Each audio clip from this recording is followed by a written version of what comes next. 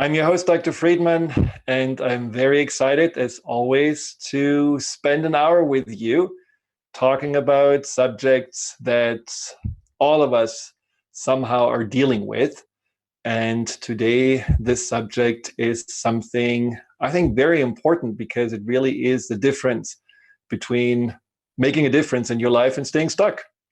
But before we go there, I want to just share a little story out of my life, since I like to laugh about myself. I mean, often I'm alone laughing about myself, but I'm a pretty good audience. And the other day, we were spraying, and the trees are blooming, the flowers are blooming, and since my early teens, I had been dealing with hay fever once in a while.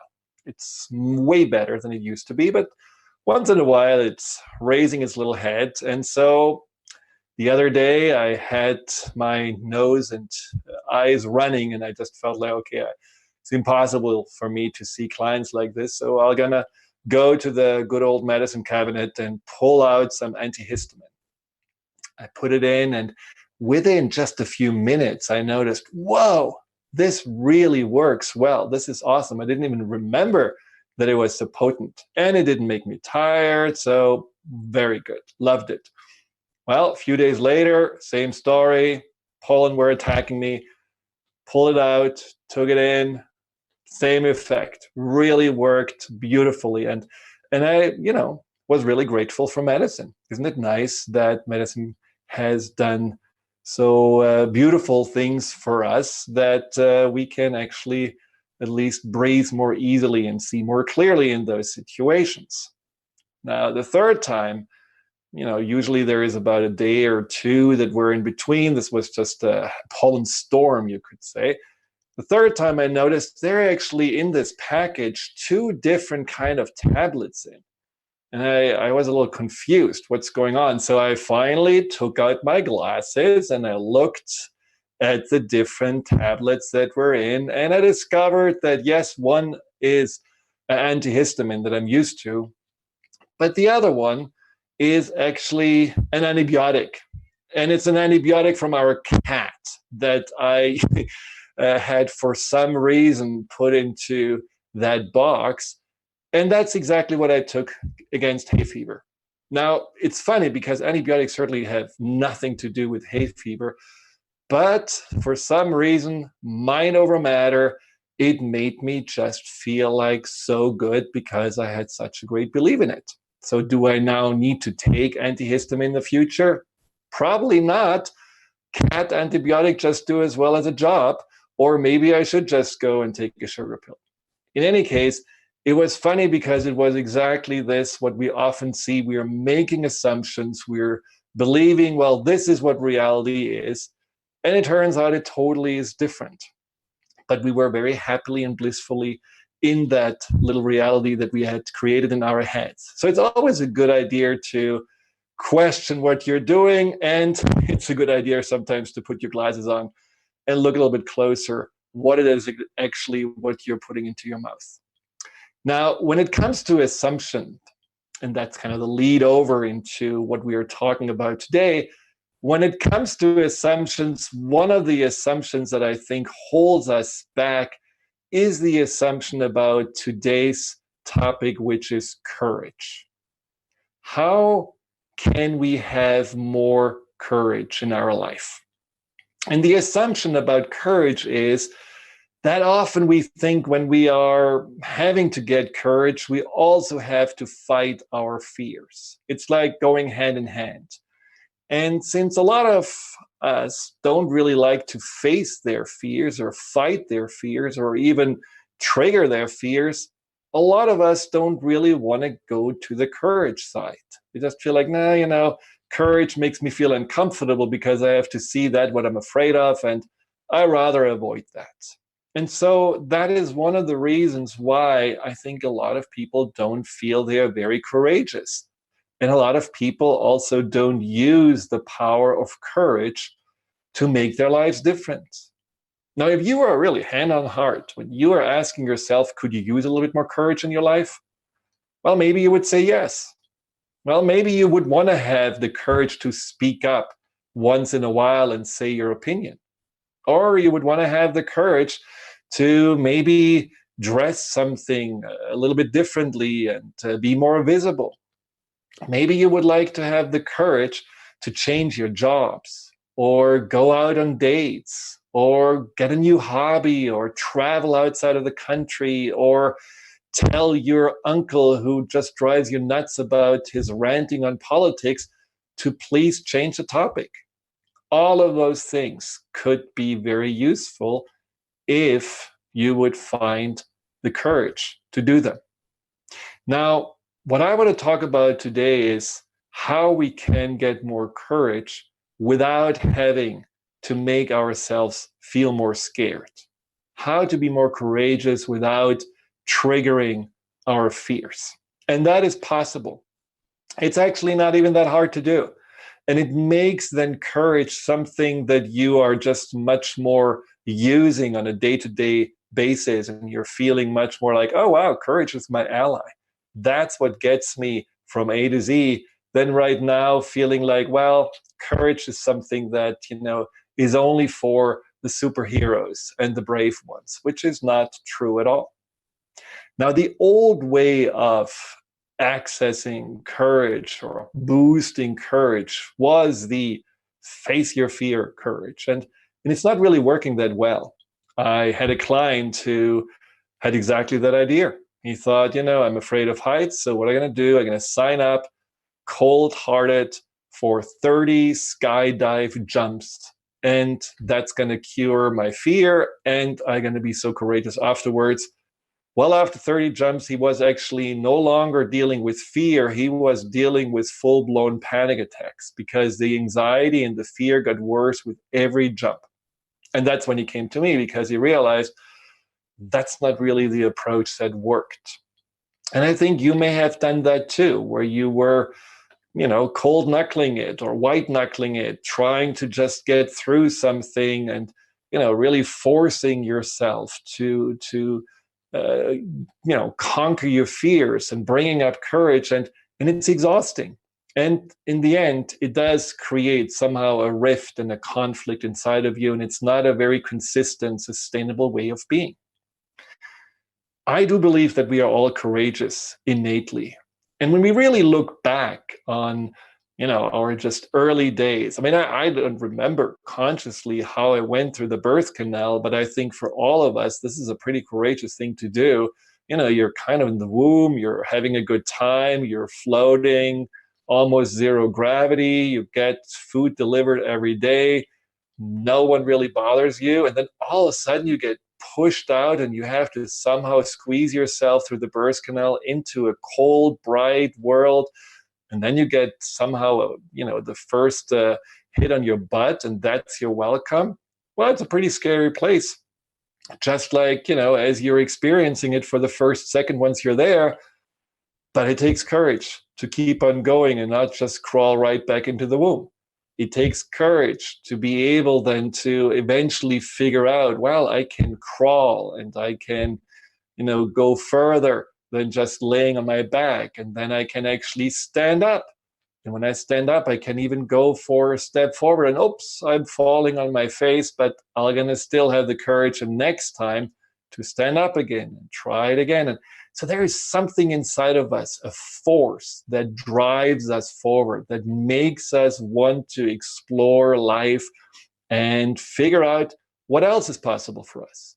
And that is courage. There is a courage inside of us that says, the status quo, the comfort zone I'm in, that's not enough. I want to go beyond that. And so we all have that inside of us. Unfortunately, at some point, we seem to forget. Unfortunately, at some point, we are going into the illusion that it's scary to try something new, or it's scary to explore what's possible for us. And we have to keep ourselves more small and our life more predictable. And that's when we often get stuck. And we get a little comfortable. We get comfortable with that what is, even though deep inside there is a desire for more, even though deep inside we know we deserve more, we can do more, we can also share and contribute more, but we don't, because somehow we're again in the tussle with our fears, with our insecurities, and so we're just holding ourselves back. So after the break, we'll talk more about how you can get more courage in a day-to-day life. But think about for a moment during the break, what could you do if you had more courage? What would be different in your life?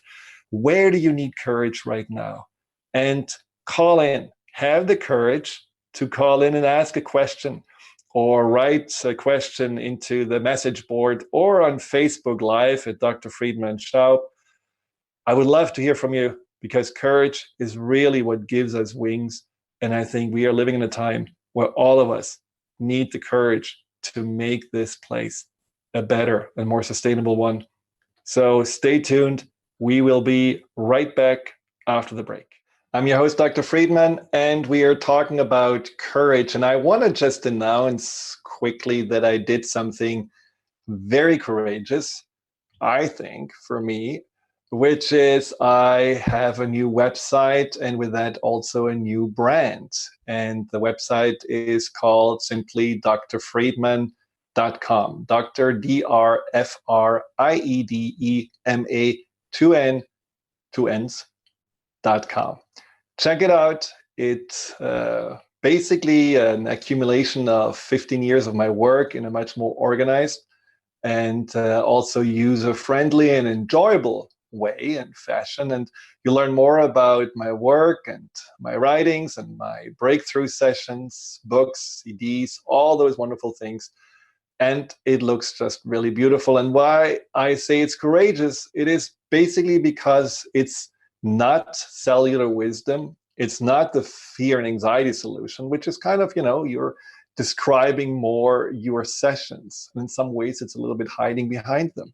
It's you front and center. And I didn't grow up with the belief that it's okay for you to be front and center. I didn't grow up with the belief that you should actually have a lot of confidence in yourself. It's better to be small and keep yourself quiet, and don't get the impression or give people the impression that you are full of yourself or arrogant. And so there was always a little resistance inside of me to do that. And even though my team was nudging me, it's time, well, I did it. Thank you very much. And I'm really excited about it. So check it out, drfriedemann.com. Now, in general, I don't know that I would call myself a very courageous person. I mean, I'm known for leaving haunted houses on the emergency exit door, because I just didn't want to make it through when there were live actors potentially pushing or just scaring me. I'm also someone who probably, unless I really get paid a lot, never will jump out of an airplane or have bungee jumping as a hobby. And even my driving style is, my wife says, rather grandpa-esque. So yeah, taking like these risks and things that may be seen as courage, I don't necessarily would subscribe to them. But on the other hand, I have changed my career 3 times. I have put myself out there with my work and books. I do also I have moved to different countries and continents and started fresh. So all of those things you could say, well, that's actually courageous. Or, my wife, I met her on a yoga camp, and basically after a few weeks, we just decided, well, move to Seattle, move in with me, let's start a life. That's courageous. My parents thought it's crazy, but I think it was courageous because, it's something that you don't really know. You don't have a guarantee it's going to work out for any of those things.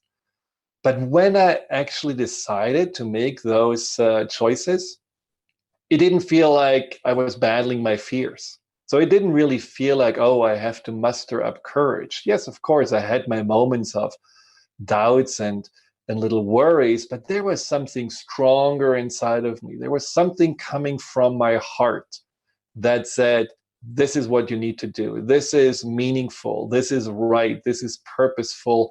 And so all those things that, often we would not do, moving or changing careers or starting new lives, that is something that felt in that moment just like a no-brainer. And that's where I feel we can really see courage as the fuel to making powerful decisions without necessarily having to be in that tug of war with our fears. And that is the courage I want to talk about today, which is the courage that comes from the heart. See, courage is, from the origin of the word, containing the word cœur, which is in French, the heart. And there is another definition of courage, which is about doing things that are important to you. In other words, doing things that come from the heart, where you would say like, well, this is really dear to my heart. This has meaning, this has purpose. There is something I want to experience. And so that kind of courage is a courage that I find way more effective than that courage that is about staring down whatever you're afraid of. Now, how can we get to this courage? How is it possible for us to be there? And so there are 5 steps that I want to introduce today. And really the notion is that you just see courage as a power that you all have, and that you also see courage, as another analogy, as a muscle that just needs to be used again, that needs to be strengthened again. And when you use a new muscle, you're not necessarily using the biggest weight right away and you're trying hard and then you hurt yourself, you're breaking, and then you will never try it again. When you use a new muscle, you start with smaller weights, easier exercises, just gradually getting used to it and gradually getting stronger so that you eventually can push the bigger weight when you feel that you're in good shape. And that's the same thing with getting in shape with courage. We're just going to take it easy and make it stepwise so that courage becomes that ally, that energy, that muscle that carries us to that next level or towards our goals, our dreams that we know we have in our hearts, but somehow didn't really allow ourselves to realize and to go for it even. So the first thing that I like to do when it comes to teaching my clients about courage and how to get more courage is to remember that we do have courage and remember times when we actually were bold. It's like a client of mine told me about his time when he was coming out to his parents. He had been waiting a long time for that.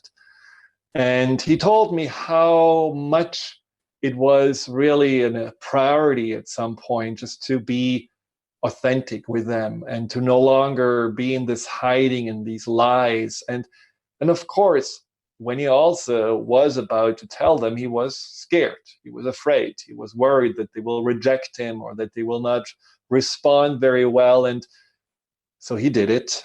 All went well. All was good. But when he told me the story, he only told me how scared he was. He didn't tell me anything about the importance and why he did it. He didn't tell me how relieved he felt, how grateful. He didn't tell me all the good stuff that happened. All he focused on was the fear. And so that's what we often do. I want you as a first step to go away from thinking about things that you were doing out of courage, from worrying or thinking how scary it was, and just focusing more on why. Why did you do it? And how did it feel once it was done? This can be simple things, like, for example, the time when you moved out of college. Do you remember how that felt? Do you remember when you said goodbye to your parents, had your U-Haul behind your little truck, and off you went? And was that not also requiring courage to get out of the nest and spread your wings? Do you remember the first time you went on a date with a person that you felt like, oh my God, that could be it? This person could be the one I want to spend the rest of my life with. Do you remember how you had to take courage to open up and be more vulnerable? Do you remember when your first kid was born and how you were looking at this little being and really having to muster up the courage to say, yes, from now on, I'm going to take care of that being until it is ready to take care of itself? That all was driven by courage. It was driven by courage, which was laced, of course, with love and commitment and a certain kind of drive and a meaning behind it. But don't underestimate how many things you already have done out of courage. And so when you really think back at those moments, think about the why.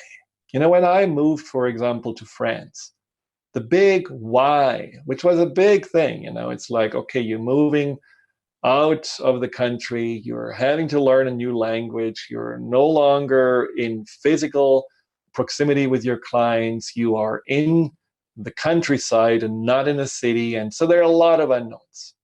And, these unknowns, of course, can bring up fear. But the courage in that moment was driven by that bigger why, which was like, yes, I want to have that sense of being more in the country and surrounded by nature. I want to have the joy of learning a new culture and learning a new language and fulfilling a childhood dream of being in France, which I was having in my heart for a long time. I wanted to have also just a new segment in our lives as a family. And so there was a lot of whys. And when I focused on the whys and when I made that list of why is it important to me or why is it important to us, that courage just was flowing like a beautiful river. There was no question. There was nothing holding me back. There was just that nice clarity of this is the energy, that courage that will carry me through the move and through that time of establishing ourselves in that new place. So remember those times, list them up, and what it gives you is the clarity on how courage feels, what courage has done for you positively, and it also gives you that sense of it's possible again, and I know now how to do it. I just need to know that sense of the whys, the why it's important. Now, the second step is something that's similar, but it's more about the present moment. It's about noticing where you are already courageous. I talked to another client. It was really funny because he came to me with a fear of being in business meetings and really just almost blacking out, feeling scared, mind fogs, stumbling over his words, things like that. And then I asked him, what he's doing as a hobby. And one of the things he told me is that he just signed up for a theater group and he will play in a theater and sing and dance on stage in front of a few hundred people. Now, for you and I, it's kind of interesting, right? So you're having a business meeting with 2 or 3 people, and that makes you sweat. But dancing and singing in front of a few hundred people, which is really the risk of public humiliation times 200, doesn't really scare you at all. So how come that one scenario where a lot of people would say, wow, that takes a lot of courage, is so easy, no problem, and another scenario feels so difficult? When we come back, we will solve that riddle.